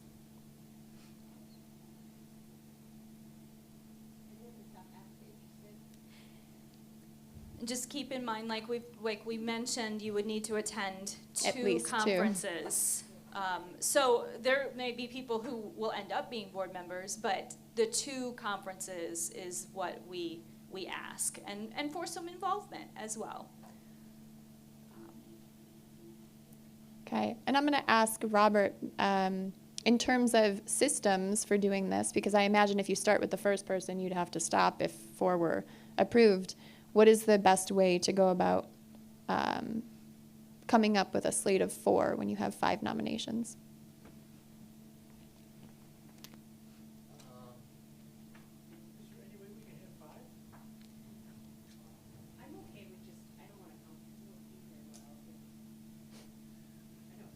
Yeah, I think there was a not understanding the process, which is understandable. And I wouldn't know that's a question for the nomination committee. Right. Did Walt or Carol share anything with you, Angel, about that? They did not. Let me go back to the email and make sure, Sure. but I'm pretty sure they did not.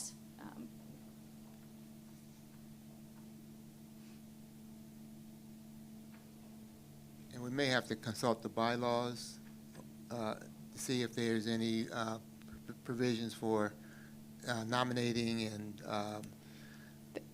I did read them accepting. over. It was more just on voting and how many spaces, but not procedurally how to get the 4. Okay. Or 5, or however many openings you have. No, I have no more details except for let me know if you have any questions. But right now it is Okay. super early. I mean, I could try to reach out to Carol, No, but that's okay. We'll have to table our board vote, so then that means you'll have to keep an eye on your email. You'll have a list of choices of individuals within there, and maybe we'll include a bio as well, because I know some of the people you didn't get to meet today. And then we'll have a vote that way, and then we'll announce the new board members to you. Okay? Okay, thank you. all right. So, okay. Okay, then the last information before the closure is simply providing you with some updates and some opportunities. So we want to make sure everyone as members, especially new members, is aware of some of the opportunities that they can have now that they're a member of ISEP. So certainly you heard me mention the editorial board on our journal, so you can keep that in mind if it's something you're interested in terms of service. We have several other committees as well, and you saw in the minutes from last year's business meeting, we just formed these committees to give our membership opportunities to have more voice and more service within the organization, because it was very board heavy and board run previously. So we have a membership committee. So if you were sitting here and you were looking at the membership map and you're going, I have so many ideas for how we can get more members, more international members, how we can expand our reach, please consider joining the membership committee. And really it's not a lot of service, our committees. You'll maybe meet once a month with the chair, You'll go over information that's pertinent to things like membership. Really, it's a brainstorm of what ideas do you have for us? What can you bring to the board? What do you want the board to think about? And if I'm not mistaken, I believe with these the membership on these different ISCP committees are renewed annually, Mm-hmm. and a new chair is selected annually as well. So you can consider yourself participating as a member, or you may also want to chair some of these committees as well. Yes, So that's those- a great note. It's only a 1-year commitment that you're signing on for.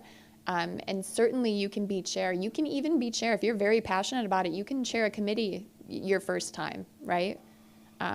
So consider that. We also have the Conference Planning Committee. And let me tell you, that committee helped us incredibly for this conference. And certainly they were a little bit busier during conference time than beforehand. And we called on them for things like reviewing conference proposals, talking about the theme of the conference, putting that together, working with our co-hosts to decide what the conference is going to look like. So if you are interested in helping plan something like the conference, or you have ideas for events, or what you would have liked to even do at this conference that we didn't do, certainly there's an opportunity there to join. We also have our Finance Committee. Usually not super popular, but much needed. So if you're interested in joining the Finance Committee, that's already chaired by the treasurer. So the treasurer runs those meetings. And then we have a nomination committee. So Angel just spoke on behalf of the nomination committee. That committee is really tasked with finding suitable individuals who are also very interested in joining the ISEP board, and then talking to them about what that entails, and then bringing them on board and proposing them, putting that nomination slate together and bringing it to the meeting, as well as if anything happens during the year, filling any gaps that we may have. Okay. We have a mentorship program. You heard me mention it a few times. This is a new program for us this year. So we have an application online. The application is very brief. It basically indicates that I'm interested and I'd like to be a mentor or a mentee. And then you give us some information and we pair you with an individual who has completed an application for either mentor or mentee. It's very open. So think about it like a third-party person that you can talk to for whatever you're interested in, whether you're a doctoral candidate, whether you're new in your career, whether you're working on a specific project and you don't know how to proceed and you just want somebody else's insight from a different organization. We've had a lot of calls for that. We've really been doing that as an organization informally. So we're trying to formalize the process. But really, once you're paired, it's you get to create what that mentorship looks like. We just help. We facilitate. We also have opportunities listed online. So if you are, for example, my institution is completing a dean search. We were looking for a dean. So posting something like a job position. I know Angel's institution is looking for individuals. We posted those positions. I talked last night about posting information that you want to get out to ISEP membership and you think that they should see and be aware of. We have that on our website. So you can go on there. There's call for book chapters that individuals, our membership are reaching out. We have an individual from Turkey who has a call from book chapters. So anything that you would like to share with membership, you can pass along and we'd be happy to post it on our website. And then you can also view it to see what opportunities are out there. And we talked about the journal already, so that is it. So the last thing I want to mention is that next year's conference location has not been announced yet. So that is forthcoming. So in the next month to 2 months, we hope to announce that location, so keep an eye on your email. It's usually a very exciting email to get because there's so much anticipation for where is it going to be? How can I start planning? What is my next year's travel schedule going to look like? So we'll announce that as soon as we know, you will know, and then we will start planning. So again, if you're interested in that conference planning committee, we hit the ground running through the year. Okay? Any questions overall? John? I'd like to go back to the previous item. Mm-hmm. I am willing to withdraw my nomination as a board member so that Felicia can join the board. I think she needs a service credit more than I do. Wow, that is very gracious, That way John. we could go back and vote if that's okay and not Yes. have to go through the other process. We absolutely can do that. I'm fine. I've already had about 9 years on the board. All from, different. And let me provide some context as well. So your term on the board is 3 years. You can serve 2 consecutive terms. So the individuals who have been on the board, sometimes they serve 2 consecutive terms. They take a year off, and then they say, I'm back, right? And they come back because they're so interested. It doesn't mean they step away from the organization. They still go to the conference, but our bylaws allow for new individuals to get involved and to have leadership, so it's not the same people continuously. And you'll also notice we had individuals when we talked about the slate saying, I'm more than willing to step away. We want individuals to have opportunities. So I'm not surprised, but certainly thankful that John is more than willing to do that. And you'll still see him here, I promise. Yeah, he'll be back. I know he will. All right. So going back to our item, Angel, do you want to propose the new slate of 4 individuals?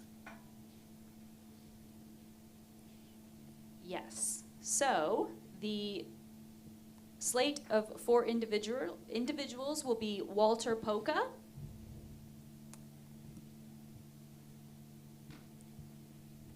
Felicia, and how do I say your last name? Lemukta. Felicia Lemukta, Abdurrahman Berry, and Danielle Weinstein. So that is the slate of 4 new board members that are being proposed and nominated. In the past, we have voted on, because it's a slate of 4, we just, yes. Okay, 1 vote for the 4 board members. So do we have a motion to accept the slate of 4 new board members? John Hunt has made the motion. Do we have a second? Ken has seconded. Okay. Any questions or discussion? Okay. All in favor? Perfect. Thank you. Any rejects? Any abstentions? Okay. Thank you very much. That's very exciting. Welcome to our new board members. Very exciting. Okay. Thank you very much. So that is the business board meeting is officially adjourned on that note. So thank you. Of course.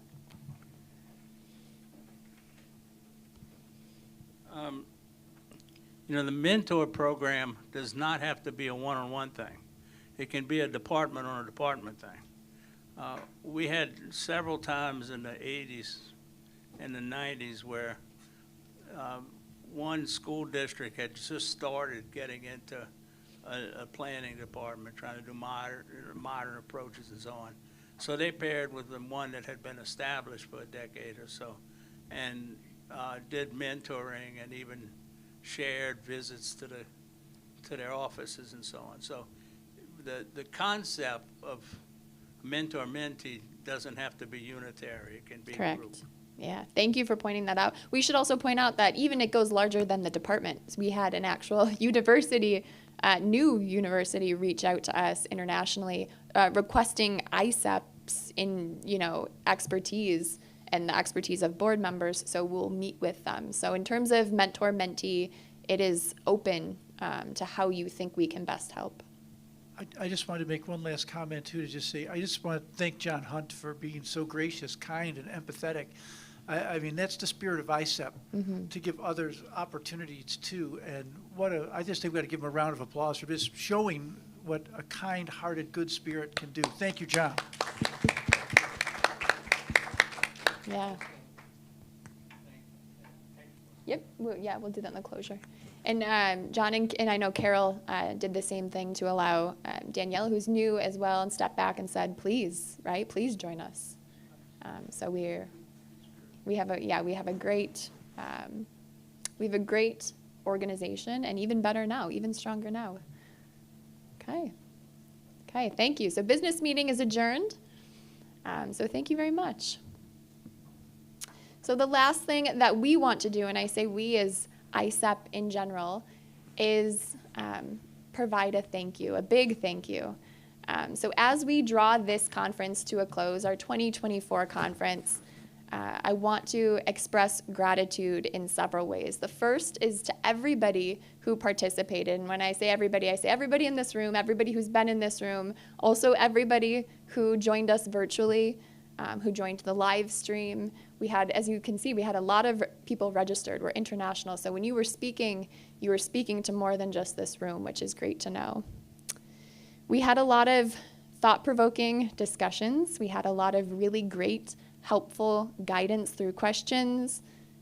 We shared research, we shared ideas, and the most important thing is we built connections. We met people for the first time, maybe that we've worked with for a while, but for the first time, and the hope is that we sustain those connections and that we reach out and we don't hesitate to ask questions and to even check on each other, right? How's it going? Haven't talked to you in a little bit, right? So that when we see each other in 2025, it'll be nice to reminisce on what this conference was like.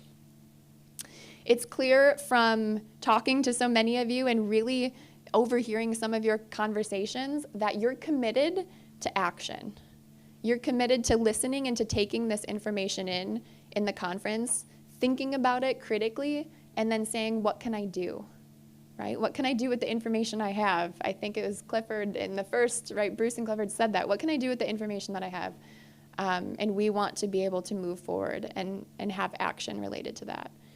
On the same note, our lecturer, Professor Leslie LaGrange, suggested embracing slowness without slowing down. That really resonated with a lot of us.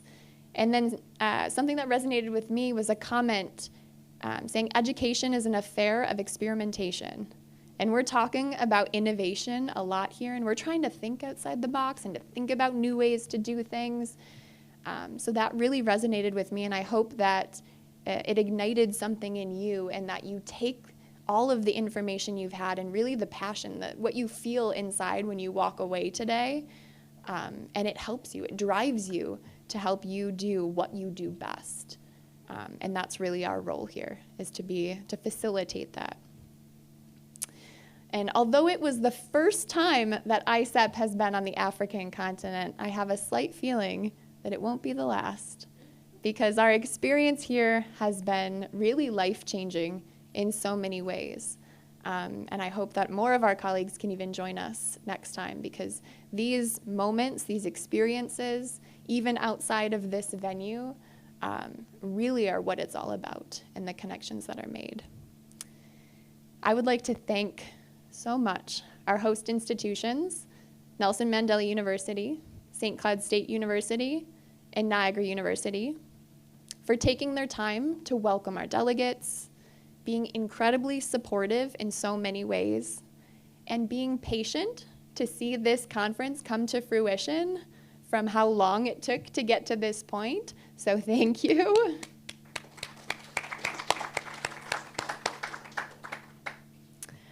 As the president of ISEP, I was moved by my personal experiences working with individuals. So I would like to take a moment to thank specific people and specific parties. I first want to thank our planning committee members. So Mookie, Heloise, Jackie, Shazad, Robert, and Angel, if you can stand, if you are here, I would like to offer a thank you to you.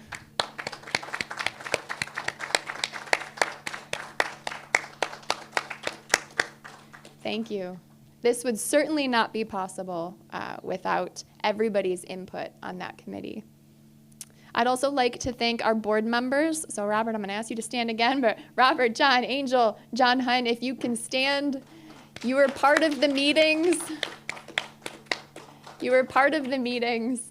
I hope if they're watching the live stream, our other board members are standing wherever they're at, because you're part of the meetings and certainly part of the decision-making process. So thank you so much. I would also like to thank some special individuals. I know they may not be able to stand or are already standing, but our AV team, the IT team, was phenomenal. So thank you.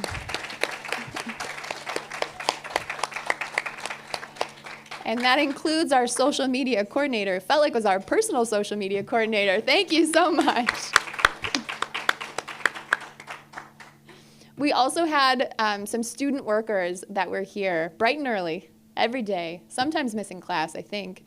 So I want to thank them. I don't know if they're outside, but we have to clap loud enough or maybe they can hear us. Okay, so as you return home, wherever home may be, back to your schools, your institutions, your organizations, I want you to take the inspiration from this conference with you. Think about your purpose and really how ISEP can help you, right? And let us know, because we are here to help in any way that we can. And I want you to remember that the close of this conference is only the beginning. So it's the beginning of what you're going to do with the information that you now have. It's the beginning of sometimes new partnerships, new friendships, and tomorrow's the beginning of a new day to do action with it. So safe travels for those returning home. And before we leave, we should thank the president of the organization, who was very central to all of the planning and all of the operations that took place over the past year. She just completed her first year as president of the organization, has been doing an excellent job during that period of time, even before, but she's been very much in the spotlight since then, and she's been working nonstop. I just know on this conference and on the conference committee, we've exchanged many, many, many messages. And so I can imagine what it's looked like, no, I can't imagine what it looks like with all of the other committees and other aspects of the organization that she has to manage. In addition to that, she has a job. And she's involved in many other some other organizations, I don't know how many. But she's very competent, very comprehensive in her thinking and her approach, very decisive, but also very considerate and kind, and just overall a very fine colleague to work with. So thank you very much, Caitlin, and you deserve the congratulations of this body.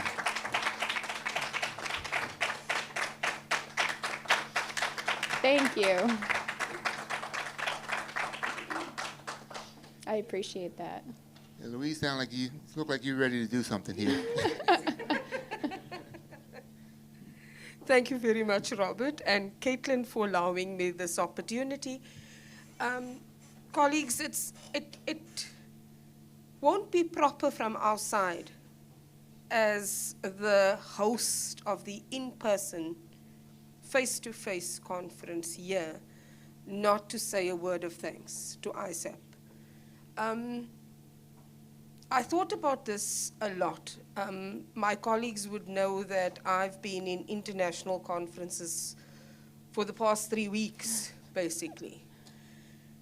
And thinking about ISEP, I really want to, on behalf of Nelson Mandela University, give a huge big thank you to you for choosing us. When you showed the map earlier, I realized how big Africa actually is. And to be chosen to host the first ISEP conference on the African continent is not something that we take for granted. Even within South Africa, we are very much aware of the fact that there's bigger cities, Johannesburg, Cape Town, where you have the University of Cape Town and the University of the Witwatersrand. So we don't take for granted that you chose us. It's always affirming to know that as an institution in a small city, yes, we've got this powerful name, but we're still in a small city, that we're also able to offer an international conference. I listened, and I can tell you, I told you last night, that we're the kind of people that thrive on personal relationships. So I was at a conference last week just next door at the boardwalk, and there was like almost 200 delegates there. and I didn't get to talk to all of them. At this conference, I was able to have a conversation with each person and to get to know that person. And that's the kind of relationship that we like to invest in. It's about getting to know the people and making the changes in that small space that we work with that particular person. So I can tell you that just from sitting there at the back, I heard a lot of ums and ahs. And so we will encourage from our side the membership to continue with ISEP. We will certainly look at where the conference is going to be next year. There's a lot of competing conferences at the moment, but we will look at it. Because we want to continue this relationship. I think we have your values is what we as an institution support and advocate for. And so this is why I will support and encourage my colleagues. You know, you talk about Tatu. Tatu is an asset for us as a faculty, but also as the institution. I have all the videos that he made over the last couple of days on my WhatsApp status.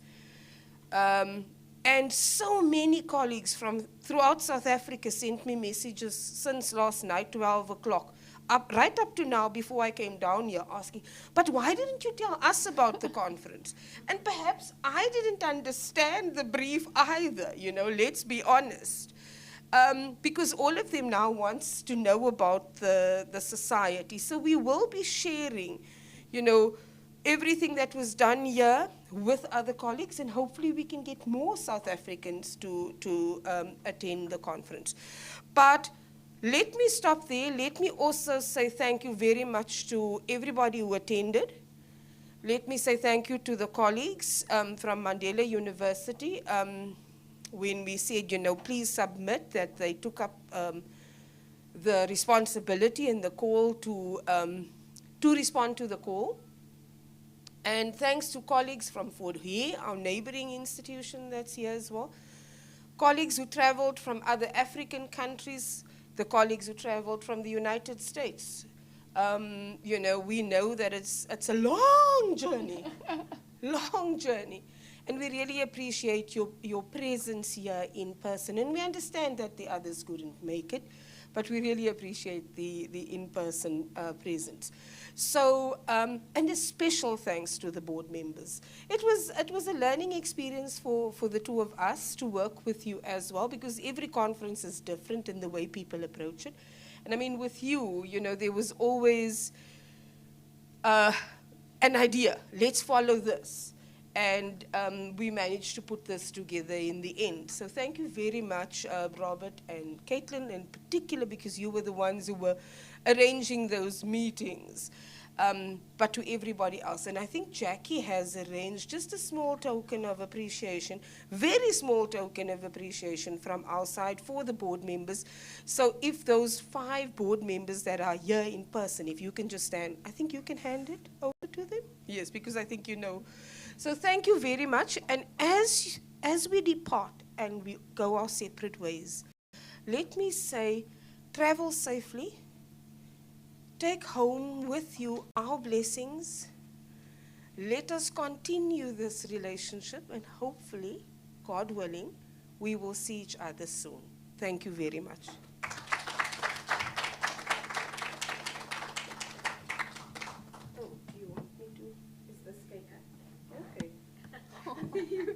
It's just a small thing here.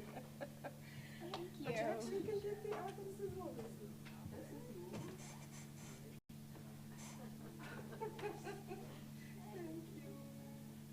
Do you want to be?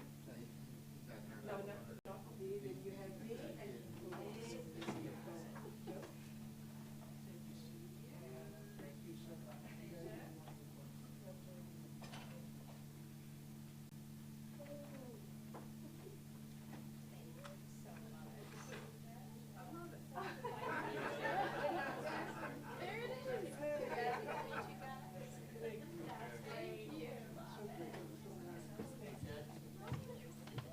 Thank you very much. Safe travels.